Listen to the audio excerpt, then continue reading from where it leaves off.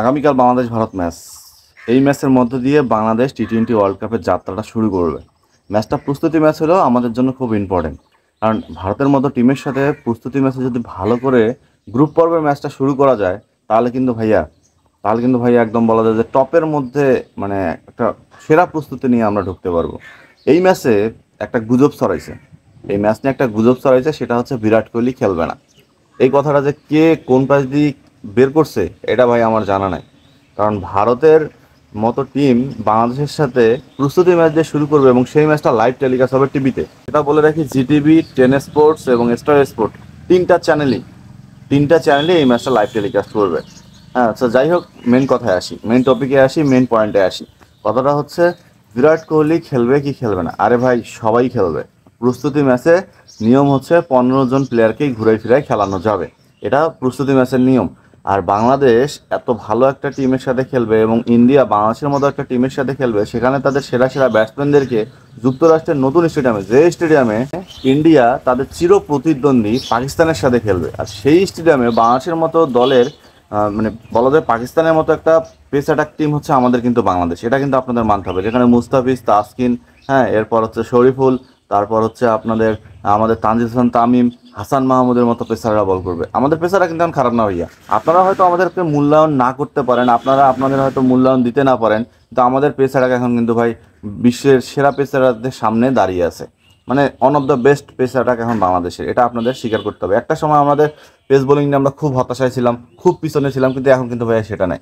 So এই টিমেরটা যদি এই ধরনের একটা পেস অ্যাটাকের সাথে খেলে, তাহলে পাকিস্তান ম্যাচের আগে ভারত কত দূর এগিয়ে থাকবে একটা চিন্তা করেন। কারণ গ্রুপ স্টেজে তো ভাই ক্রুশিয়াল ম্যাচ বলতে ওই একটা ম্যাচে মনে হয় বিশ্বের সব থেকে দামি ম্যাচ, এই টি-20 ওয়ার্ল্ড কাপের সব থেকে দামি ম্যাচ, যে ম্যাচের টিকিট 2 কোটি টাকা পর্যন্ত বিক্রি হয়েছে। এটা চারটিখানি কথা না, 2 কোটি টাকা একটা ম্যাচের টিকিট, একটা টিকিটটা ভাই, একটা টিকিট। এটা আপনারা কল্পনা করেন। আর এই গুজবগুলো যারা ছড়াচ্ছে, আমি জানি না কারা ছড়াচ্ছে, যে বাংলাদেশ ভারত ম্যাচ, আমার মনে হয় এখন ইন্ডিয়া পাকিস্তান ম্যাচকেও হার মানায়, কারণ আমরা ভারতকে কোনোভাবেই ছাড় দেয় না। গত টি-20 ওয়ার্ল্ড কাপে কিন্তু আমরা ম্যাচটা জিতে গিয়েছিলাম, কিন্তু ওখানে 2-1টা প্লেয়ারের ভুলের কারণে আমরা ম্যাচটা হেরে বসে থাকি। যাই হোক, এবার সেই ভুলটা আমরা করব না। প্রস্তুতি ম্যাচে আমরা ভারতকে হারাতে চাই, ভারতকে হারাইলে আমাদের আত্মবিশ্বাসটা ফিরে পাবো আমরা, এবং আত্মবিশ্বাসটা আমাদের চূড়ায় তুঙ্গে থাকবে, এবং সেই সাথে বাংলাদেশ দলও পাবে বিশ্বের সেরা পেস অ্যাটাক, সেরা বোলিং অ্যাটাক এবং সেরা টিমদের সাথে খেলার একটা সুযোগ। আপনারা যদি খেয়াল করেন তাহলে বিশ্বের সেরা নাম্বার 1 টিম টি-20 টিমকে ইন্ডিয়া, বিশ্বের সেরা টি-20 ব্যাটার কোথায়? ইন্ডিয়াতে। বিশ্বের সেরা টি-20 ওয়ান অফ দ্য বেস্ট বলার কোথায়? ইন্ডিয়াতে।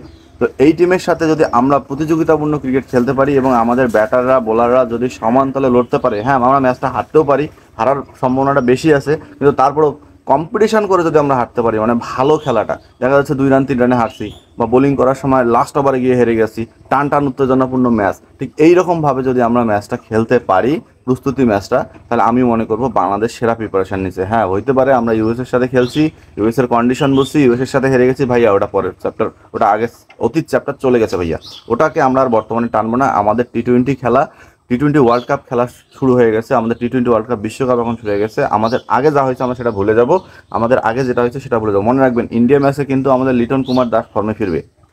আপনারা হয়তো আমার কথাটা শুনে আমাকে গালি দিতে পারেন, আমি একটু মৃদু হাসি নিয়ে কথাটা বলতেছি, কিন্তু লিটন কুমার দাস কিন্তু ফর্মে ফিরবে, সৌম্য সরকারও ফর্মে ফিরবে, নাজমুল হোসেন শান্তও ফর্মে ফিরবে। হ্যাঁ, মুস্তাফিজ তো আমাদের ফর্মে আছে, সাকিব ফর্মে আছে, রিয়াদও ফর্মে আছে।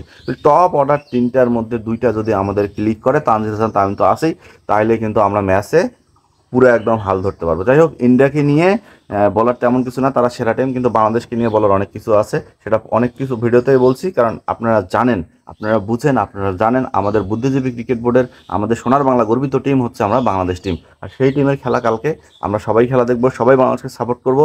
আবারও আগের মতো বলে যাচ্ছি, নেগেটিভ কোনো পোস্ট হবে না, নেগেটিভ কোনো কমেন্ট হবে না, নেগেটিভ কোনো সমালোচনা হবে না, কিন্তু কি সাপোর্ট হবে, কারণ বাঙালিরা পারে, সাপোর্ট করলেই কিন্তু সব কিছু সম্ভব।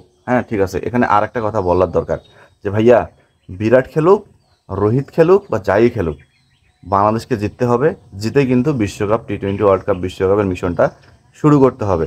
সেই সাথে সবথেকে মজার ব্যাপার আমার কাছে যেটা মনে হয়েছে, টি-20 বিশ্বকাপ শুরুর আগে, এর আগে আমি বাংলাদেশের কোনো প্লেয়ারকে এভাবে কথা বলা দেখি নেই, সেটা হচ্ছে আমাদের তানজিদ হাসান সাকিব। তিনি ডিরেক্ট বলে দিচ্ছে যে আমরা কোনো দলকে ভয় পাই না, আমরা কোনো দলকে সব দলকেই সম্মান করি এবং আমাদের দিনে আমরা যে কোনো দলকে হারাতে পারি, আমরা চাইলেই হারাতে পারি। এই যে একটা কনফিডেন্স, এটা কিন্তু বিশাল ব্যাপার ভাইয়া। তো এই কনফিডেন্সটা নিয়েই আমি রান আউট থেকে বিদায় নিচ্ছি।